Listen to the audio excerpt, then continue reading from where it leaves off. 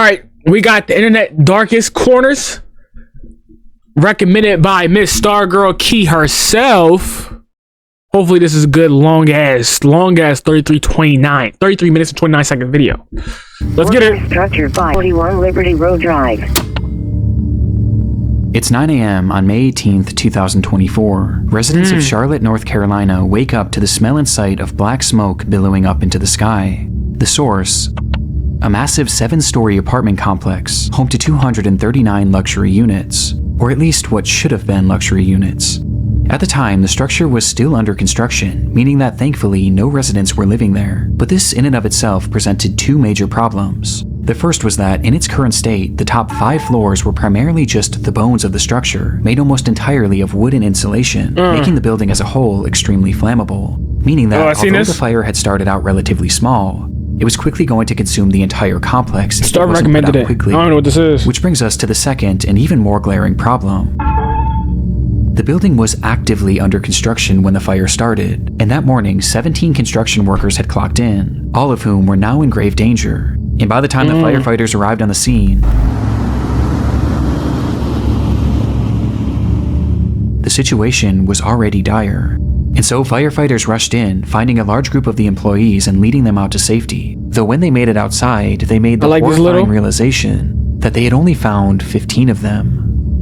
Somewhere within that labyrinth of burning wooden walls, 2 men were left behind, trapped and calling out to anyone who might hear them. And these pleas weren't just being made to those on the scene, as in the following minutes, one of the trapped men, 30-year-old DeMonte Sherrill, would take out his phone, open up Facebook, and go live, revealing the horrifying reality that both he and his friend had found themselves in. Somebody say hell, we're in South Park. Help! Today we're going to be showing our friends the basics Nick of the internet. Crowley presents. The internet's dark corners. Here's how to get the most out of it. Watch this, watch this, watch this. 6. Monte Sherrill live stream. Yo, I'm at South Park right now. At work, and the building on fire, and I can't get out. The stream showed DeMonte Sherrill and his friend Ruben Holmes somewhere deep within the prospective apartment complex, and though the fire hadn't yet reached them, the smoke certainly had, blanketing them in a thick impenetrable fog, not only making breathing extremely difficult, but also making it nearly impossible for rescuers to see them.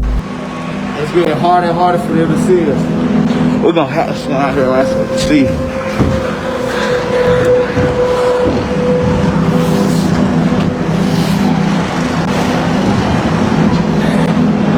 The building on fire, I'm trapped inside, me and my man.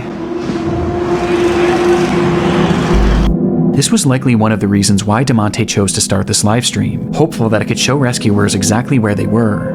Based on the footage, their positioning was far from ideal. They were on the second highest floor, floor 6, which had only one access point, a single stairway that was on the complete opposite side of the building. And based on their testimony in the footage, something had clearly blocked their path to that one remaining exit, meaning that the only other way out would be to jump. Though at 6 stories in the air, and falling into what would likely be the heart of the fire, this would have meant certain death. There was quite literally nowhere for them to go. Rescue was their only hope. Break them walls.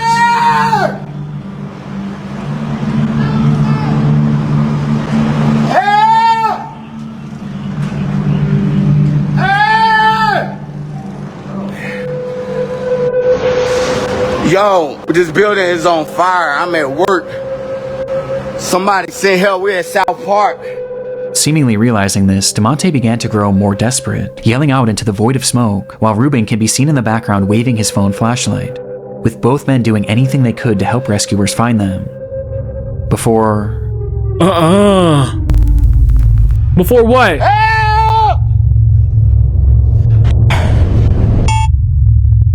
Oh shit! Ends. Rescuers were aware of the unfolding situation on the 6th story. They first tried to reach the men by using a massive crane with a basket attached, which can actually be seen in DeMonte's livestream. Though in it, you can see that it's also facing the complete wrong direction, as the smoke was just that impenetrable. However, at one point, it's believed that the crane operator did actually see these men, but the blaze was just too extreme, leading to the operator himself having to be rescued. This left only one real option for saving DeMonte and Ruben. They were going to have to go in after them. And so they climbed that stairway up to floor 6 and started their trek to the opposite end of the structure. But before they could even make it halfway, the rescuers were relegated to a slow crawl as the inferno around them raged more and more intensely, and the smoke grew thicker and thicker. Is it fire that's when they began like to hear fully screaming. Is it Somewhere fire resistant lost or in that fire maze, protected? Ruben and Like DeMonte fireproof? were yelling as loud as they could for help. This sound was a sign that they were getting close, though just then rescuers would be met with another sound. All companies working 7741 Liberty Road Drive, evacuate structure per command. All companies working 7741 Liberty Road Drive, evacuate structure. Command all companies, this will be defensive at this time. We'll be ready for this side to collapse. Oh. Everybody get out of the collapse zone. Confirming you are coming out, but you're not out of the building. With the order being made for all of them to evacuate, as by this point, You had to leave him? the structure was engulfed in flames, and a collapse was imminent. The firefighters tried to call out to the two in one last attempt to guide them towards rescue, but they never came. In fact, at that point, the structure fell eerily silent.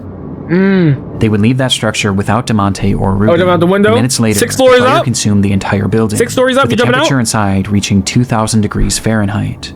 Before Ooh.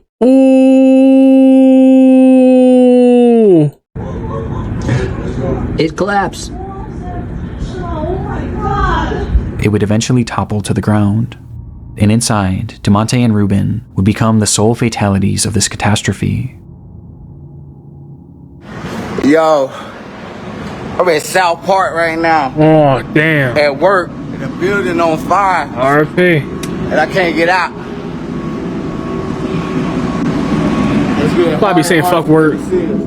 These niggas Knowing not how the getting story me. ends would make this live stream difficult for anyone to watch. But what I find most upsetting about it is that the majority of those who initially watched this were his own friends and family that followed him on Facebook, with And they these didn't say viewers shit? including his own mother. And a lot of them probably had no idea he even worked this job, as he had just been hired that week. His brother had also caught the stream as it was happening and actually rushed over to the scene where he pleaded with the firefighters to watch the footage. Yo, this man's screaming for help on live! But despite doing the best they could, there was just too much working against them to save DeMonte and Ruben.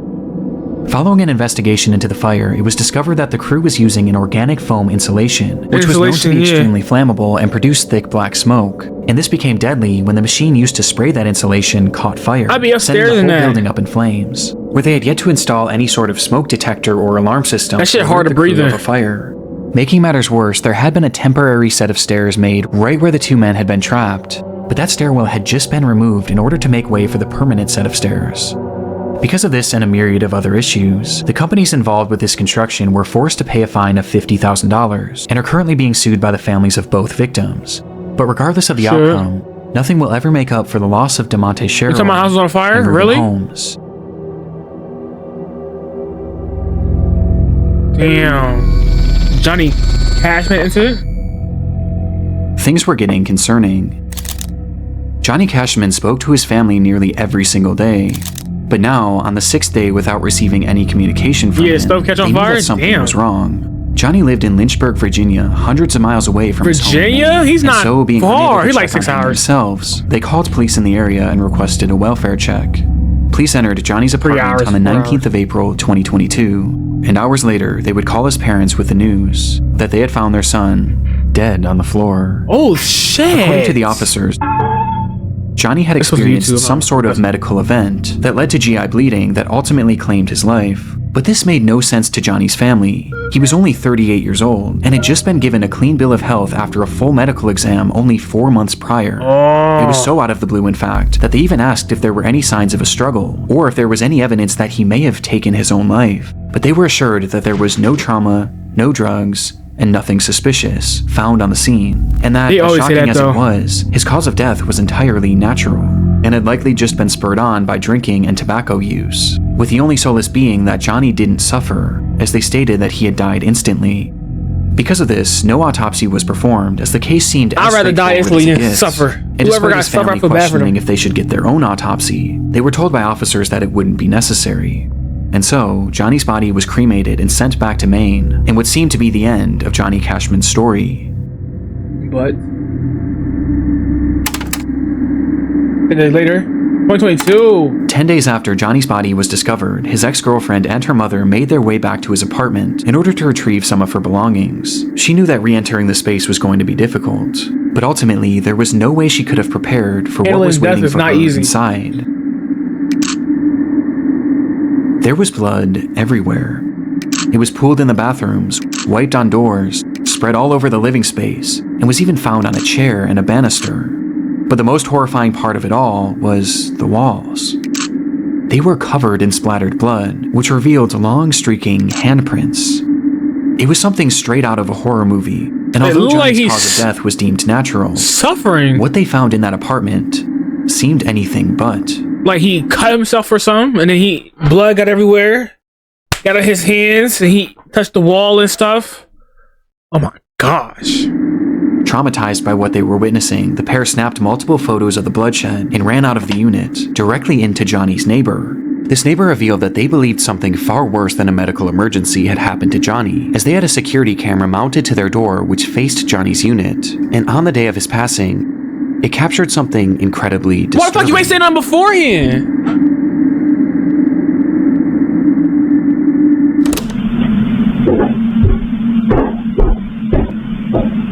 He's obviously drunk.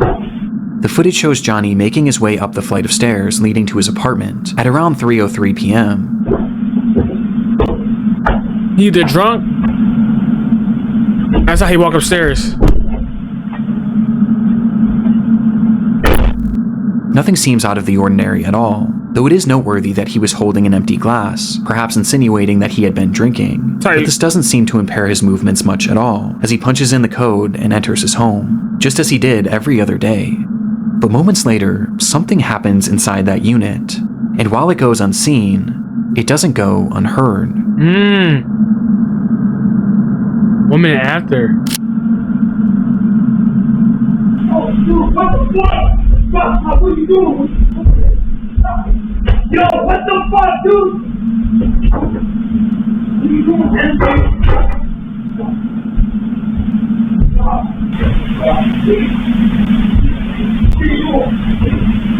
What are you doing, man? Stop. Stop.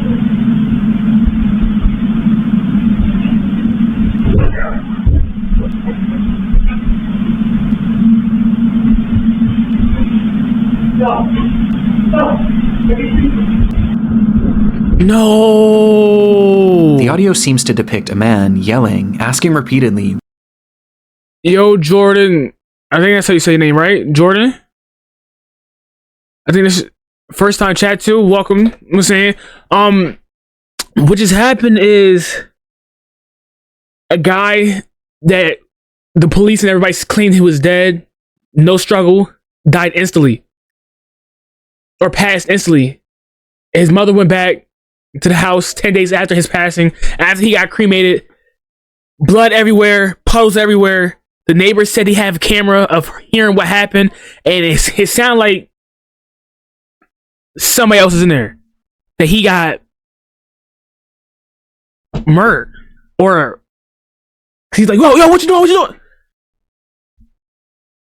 Yeah, this shit sound crazy. "What are you doing?" and begging for something to stop. On top of this, you can also hear loud thuds and banging. Almost as if things were falling over inside, or there was some sort of physical altercation, before the unit then goes quiet just a few seconds later. It was unclear if this voice was Johnny's, or perhaps someone else who had been inside the unit, but regardless, one thing was apparent from this audio: there was someone else in that apartment, despite the fact that Johnny lived alone. And just 7 minutes later, this unseen person would emerge. 7 minutes after? Who's this, a hitman? This clearly wasn't Johnny, and after leaving he turns back? the anonymous man nearly makes it out of the building before he seems to change his mind. Oh, wipe his fingerprints off.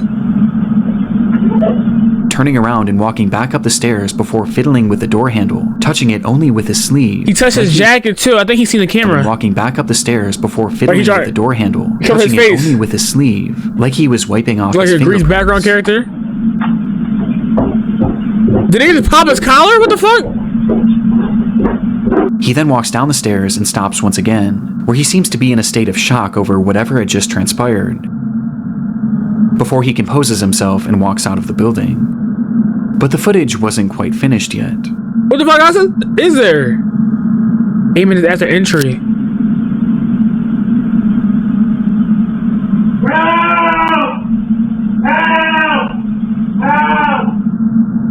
Just 1 minute later, you can hear Johnny shouting He did for some help from Dahmer inside the shit. apartment. Most likely. To which moments I haven't watched after, that. he I only know and what no I further heard. sound or activity would come from Johnny's unit until police arrived 5 days later. 5 days later. The footage and the scene at the apartment seemed to contradict what Johnny's family had been told about his death. The blood all over made it obvious that Johnny's death had not happened in an instant. And this, coupled by the presence of this unknown man who was clearly distraught and wiping off his fingerprints, as well as the sound of the apparent struggle inside, seemed to point towards something much more sinister than what was initially conveyed to the family. But even with this footage, police still believed that Johnny's death was due to a medical emergency, as they quickly changed their initial story, saying that the blood spread was due to how did homie get in? He was already in. So I don't know how he got in there, but he was already in there. Maybe from a window. He seemed like he's on the second floor. Unless he got in from the second floor, the window. Or we also remember, bro was drunk. The person that got, he was drunk. I gotta be careful what I say because this is going on YouTube too. So, but bro was on. Maybe he left it open and someone went in after him. Maybe he picked the door. It's a cold. Or he got through the window. That's the only way.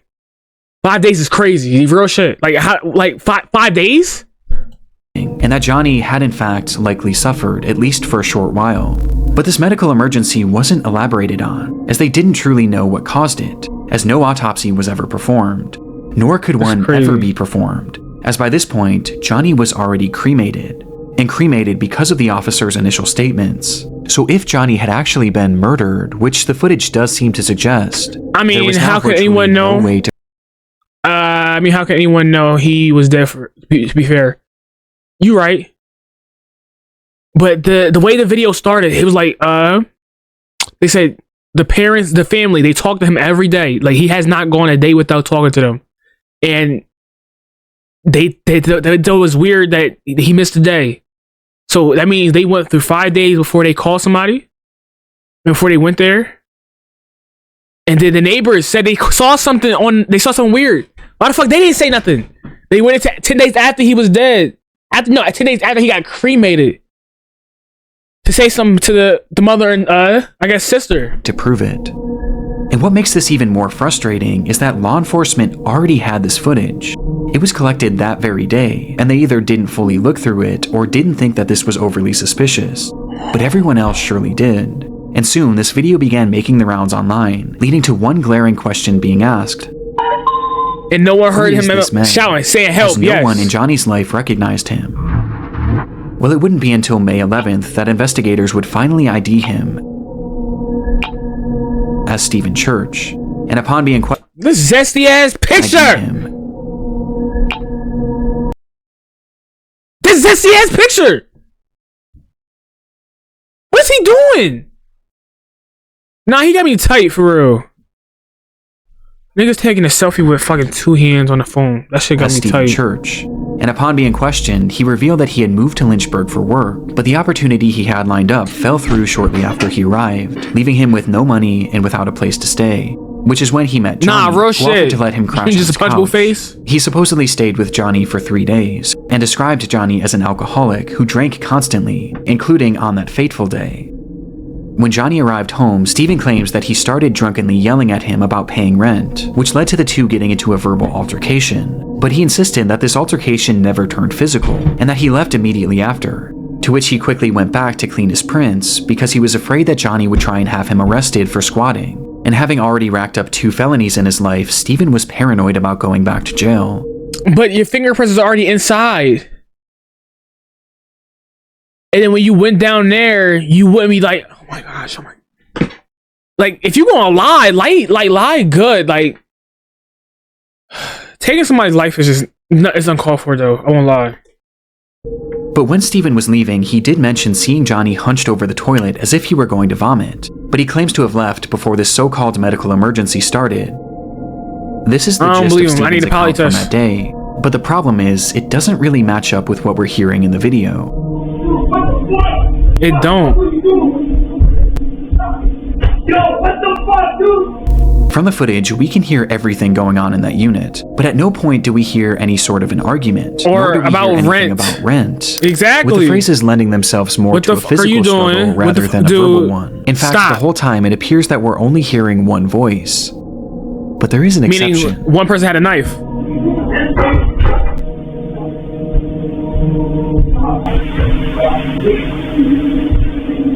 To my knowledge, we all it's say never unison. been conclusively I don't determined drink. whose I voice don't is drink. who in the recording. And either scenario paints a far different picture of what may have happened inside that room. But regardless, this audio makes it clear that Steven's story was fabricated at least to some degree, as he also fails to account for the loud banging in the background. And because of this, his version of events is generally rejected, with most people seeming to believe one of two main theories. The first is that, upon arriving home, Johnny and Steven had gotten into a physical altercation, resulting in Johnny taking some sort of blow to his abdomen, which in turn triggered or exacerbated this medical emergency. GI bleeds are horrific, and can certainly cause the level of bleeding that was found in the apartment, and perhaps seeing all the blood coming from Johnny, Steven started yelling at him, before deciding to run off, fearing that he would be charged for murder. This would explain Steven's demeanor and actions after leaving the apartment. Because he was frustrated, and like at the door he was like, oh my god, he could be like, oh my god, I killed somebody, come on, I killed. But he did, he still, like... He fabricated his story, as he knew or knows that he was directly responsible for Johnny's death. And this blow to the abdomen could have easily been missed by investigators, as the injuries would have been primarily What is the abdomen? The second theory is that the head or like the body? Johnny naturally experienced a medical emergency, leading to this catastrophic GI bleed. Upon seeing this, and perhaps being in a state of shock, didn't it say Steven left a day later? I don't know if this is Steven. The church, nah, stomach. Okay. he didn't leave a day later. He left that same day. I think a couple hours later. But I forget him demanding to know what was happening and telling him to stop. It's a lot of the progress. I had never thought and tracking blood it'd be this much, which would explain the other voice. I think it was a couple hours. I can't stop. I could see how this experience would make no sense to Steven, and perhaps just having no idea what was happening, he left and tried to make it look like he was never there, as he was afraid of being blamed for whatever was happening to Johnny. And so he essentially left Johnny there to die, whether knowingly or unknowingly. What bothers me about this theory is why 911 was never called, not only by Steven, but by Johnny too, as his phone was found in the unit with blood on it, implying that he had it in his hand at some point, though it's possible that the massive blood loss just made him too disoriented. Tight. Both of these theories seem believable, or at least more so than the explanation that Steven had given. However, in October of 2022, Johnny's case would officially be closed for good, with Steven being cleared of any wrongdoing, as Johnny's death was labeled the same way that it always has been, a medical emergency that couldn't be further elaborated on, with the most relevant evidence being that Steven's shoe prints were not found in the blood, but Johnny's were, implying that he had not been part of the struggle. But in my mind, this can be explained by both theories mentioned previously. Though regardless, without the possibility of an autopsy, not reporting a body that you did a crime. But with this disturbing footage, I can't help but think that there was more to the story than we may ever know. It should be a crime if you didn't do it. I mean, they're gonna question you. TikTokers find a body. Are they on some Logan Paul stuff? It was around 7:30 a.m. on a warm July morning back in 2019. Completely different story. 17-year-olds Bethany Martin and a 16-year-old friend decide to walk to a gas station near their home in San Antonio, Texas. And as the two of them made their way down the road, their path brought them parallel to a drainage ditch, which was often filled with various trash and other discarded material. But on this day, something far more interesting caught their eye. It looked like a man crouching down and leaned up against one of the concrete walls, but the closer they got, the more they realized how unusual his posture was. He looked completely unnatural, and he wasn't moving. And by the time they came face to face with him, the reality of the situation would hit them. They had just found a dead body. This discovery was enough to Imagine traumatize finding this at anyone, 16, 17? especially two teenagers. And upon Females, calling too. the police and being sent on their way, Bethany and her friend would make the long walk back home, contemplating what to do next, before they eventually landed on the idea of sharing their experience with the world. And so, as soon as they got in the door, they began to set up lights and their camera in order to film a TikTok.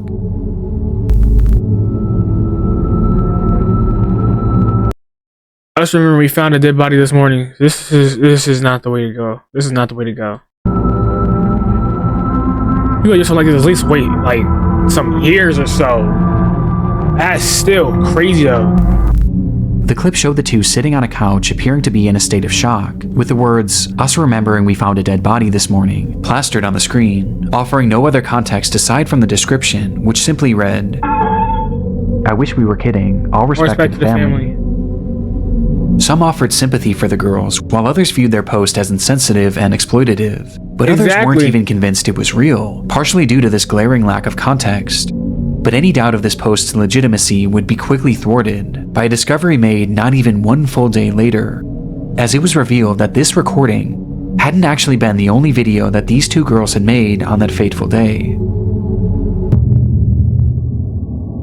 On their walk to the gas station, the girls had stumbled across the body of 25-year-old Marcus Adams, with the young man having seemingly perished earlier that morning, with it being apparent that he had taken his own life. Dang. But upon finding Marcus, the girls weren't actually overwhelmed with sadness or even shock, as instead, their focus immediately went to something far different, as something on the man's body had caught their attention.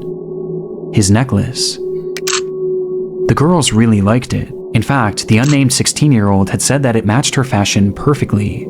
And so, before police arrived, the two would once again pull out their phone and start recording, showing Bethany approaching the body with her intention being to grab his necklace. Which she eventually does, removing the medallion and giving it to her friend, before tossing the chain into the grass nearby. They took the necklace? Off a dead? Girls running away from the scene. The 16-year-old would then post that video onto her Snapchat story, for all of her close friends to see. I can't show the footage for obvious reasons, but it's truly awful. And just based on the audio alone, you can tell that they're very obviously having fun doing this. You gotta do it now. Now or never. Here, hold me. I got it. Oh my god. Oh my god. Oh my god. I got it. Oh my god. Oh my god. It's not even the under 18 part. It's just like stupid ah! Like what? It's real insane. Hell no. There's something so uniquely disturbing about it. It's clear that upon finding the body, there was no real emotional impact on them, at least none that outweighed their desire to steal from it. And as if stealing from this man who had just taken his own life, and posting it for all their friends to see as if it were a joke, wasn't horrible enough, they then immediately posted this other video to TikTok in an attempt to garner sympathy. It's truly awful, and made even more appalling by reports that claim that the 16-year-old actually wore this medallion in the TikTok video, and in others made following its posting. And unfortunately, their actions had even more upsetting consequences, as the footage from their Snapchat story was quickly downloaded by someone they knew and posted onto an app called Nextdoor, with the footage being totally uncensored. And it was on this app where it's claimed that many of Marcus Adams' own family members would see the footage, many of whom weren't even aware that he was deceased. Just one day after posting this TikTok, both girls were questioned by the police after the incident and the footage was reported to them, and as a result, Bethany would be charged with theft of a human corpse, but would ultimately avoid any serious jail time. Meanwhile, the 16-year-old's name and charges were never publicly released, but we do know that the medallion was returned to the family. Perhaps unsurprisingly, Bethany would later come back to her TikTok page shortly after her arrest and share her side of the story, where she gave a less than half-hearted apology, while also claiming to be the victim, saying that her friend had pressured her to steal from Marcus, as well as pressured her into making that TikTok in the first place, because she thought it would be a hit. Though obviously this did. Even watching it in 2024, no respect girl, not forgiven. You knew exactly what you were doing. Real talk. She was 17 years old. She has enough knowledge to know. She probably turned 18 in like a couple days. Everyone make mistakes, snatch his chain off of dead man. Yeah. And go over well. And laughs. Damn. New story. Janelle Matthews. On December 20th, 1984, 12-year-old Janelle Matthews disappeared from her home in Greeley, Colorado in the evening hours.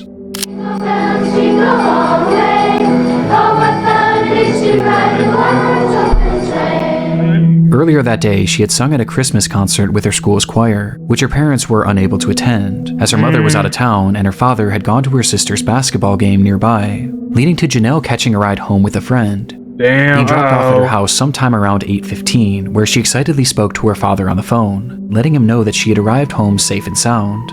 Approximately 1 hour later, her father, Jim Matthews, pulled into the driveway to find the garage door wide open and the house completely empty. I won't lie.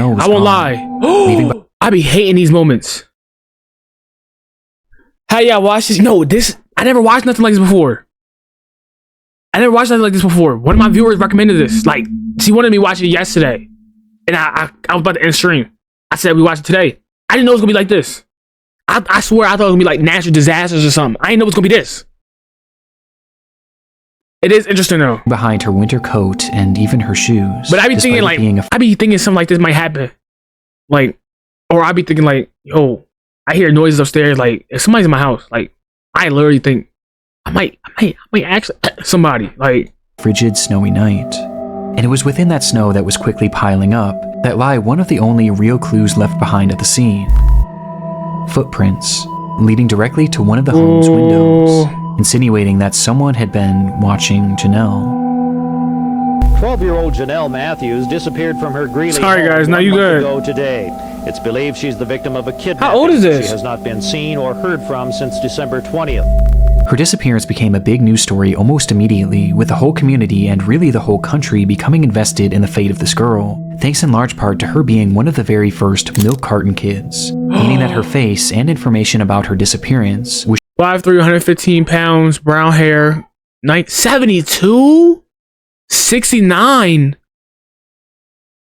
Oh, wow. shown on countless milk cartons all across the country to get the word out. But as a result, this case became huge in the mainstream media, as even politicians began to make note of Janelle's story. $20,000 reward? With then President Ronald Reagan mentioning Reagan up here? Speeches. I learned I don't even know who Reagan is. Jonelle I know he's president, though. Greeley, Colorado, 5 days before Christmas. Colorado? Jonelle disappeared from her home. Though even with this publicity, this didn't necessarily guarantee results. And soon, months would turn to years, and eventually to decades. And all the while, Janelle's whereabouts remained a complete mystery.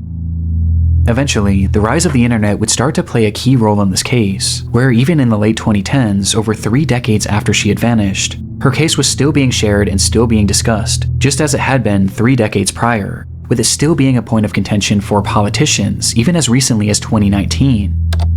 When a man running for governor of Idaho mentioned her disappearance in a Facebook post, 35 full years later. Regardless of Janelle's whereabouts, her case was still very much alive, as the world, and especially Janelle's I don't know if it was by the window. They said the garage door was open when Dad got home. The question, what happened to Janelle Matthews? But sure enough, in late 2019, they would finally get their answer. Found in Weld County earlier this week appeared to bring an end to a 3-decade-long search for a missing 12-year-old girl. The Greeley Tribune is reporting they are those of Jonelle Matthews. On Tuesday, July 23rd, 2019, at roughly 4:50 p.m., a crew had been digging in an isolated field in Weld County, Colorado, in order to install a new pipeline, when they would uncover the decayed remains of a little girl. It was Janelle, still wearing those clothes that she had worn to her recital, meaning she had likely died the very day she disappeared, having been killed by a single gunshot wound to the head. What if it was the father? But they said the father came back. Had been murdered in cold blood, and almost immediately upon finding her body, because I think the father was the one that it could be. If it's like, oh, he wanted you to think that. But they said the father. I think the father called the police because the daughter was supposed to be at the recital. The parents couldn't make it. The sister was at the thing next door, and she went home by herself. The garage door was open when the father came back. The father may have said that though. Yeah, it could be like, oh, he wants y'all to think that. Nah, it could be. You never know. The man's name was Stephen Pankey, And at the time of Janelle's disappearance, he had been living in the same general area in Colorado. But by 2019, Stephen had long since fled the area, as after the crime, he would eventually pack up seemingly out of the blue and move to Idaho, where when Janelle's body was discovered, he just so happened to be running for governor.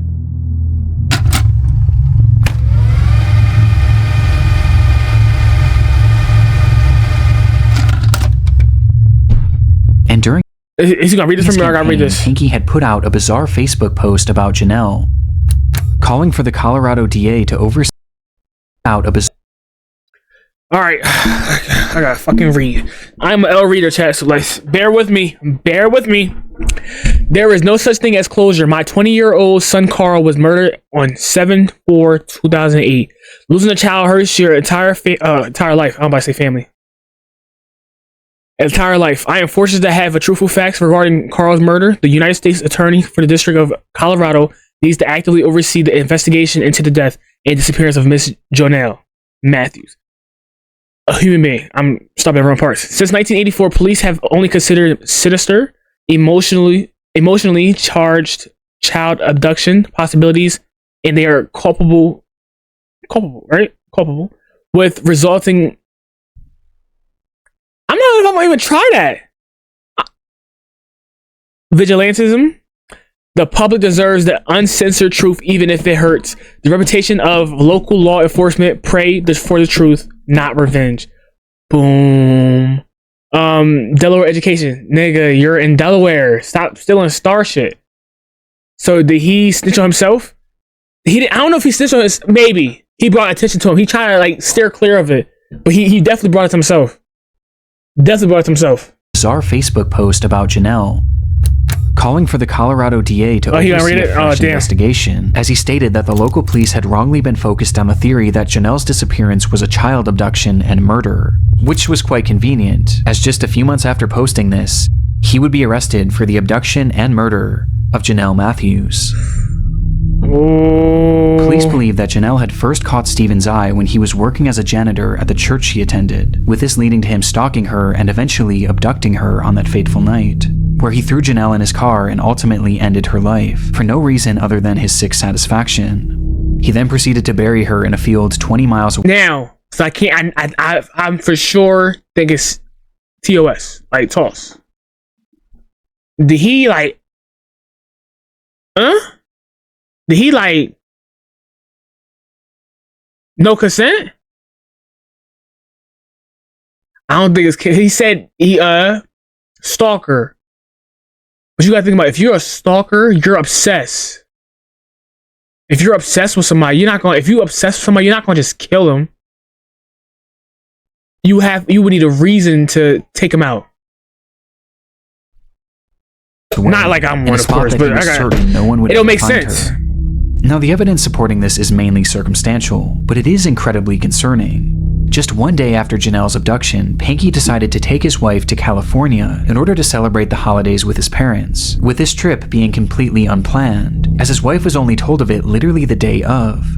And making things stranger, when they returned home, Stephen's car conveniently caught fire and was burned to a crisp, which he offered no explanation for. But in response, he would take the car to a local scrapyard where it would be even further destroyed, taking any potential evidence along with it.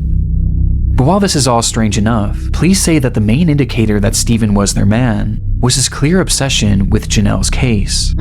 Shortly after the slaying, Stephen began listening and watching any news reports he could on Janelle's case, while also having his wife read every single article about the missing girl out loud, to which he would often have her repeat them over and over again.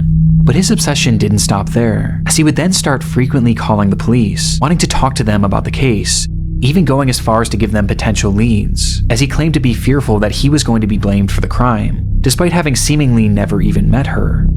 And it was during some of these many unusual phone calls that he was said to have given details on her disappearance that were never actually made public. His obsession was entirely uncanny, bringing up her disappearance at random even decades later, with his Facebook post being a perfect example. And as it turns out, one of Stephen's most incriminating statements came as a result of something he mentioned in that infamous message. In it, Stephen says that his son Carl had been murdered in 2008, which is in fact true, as the murder was actually fully solved, with it being confirmed that Stephen had nothing to do with it. But when he was mourning the loss of Carl, something unusual happened. His now ex-wife recalled that following Carl's death, Pinky never once cried until the day before his memorial service, where she watched him from a distance walk up to their son's urn and begin to sob, eventually blurting out, "I hope God didn't allow this to happen because of Janelle Matthews." Despite maintaining his innocence to this day, Pinky was sentenced to life in prison with the possibility of parole in 2040, his conviction coming 12,634 days after Janelle Matthews' disappearance, with Pinky's cryptic Facebook post serving as a dark relic of his twisted obsession that would eventually expose him as Janelle's killer.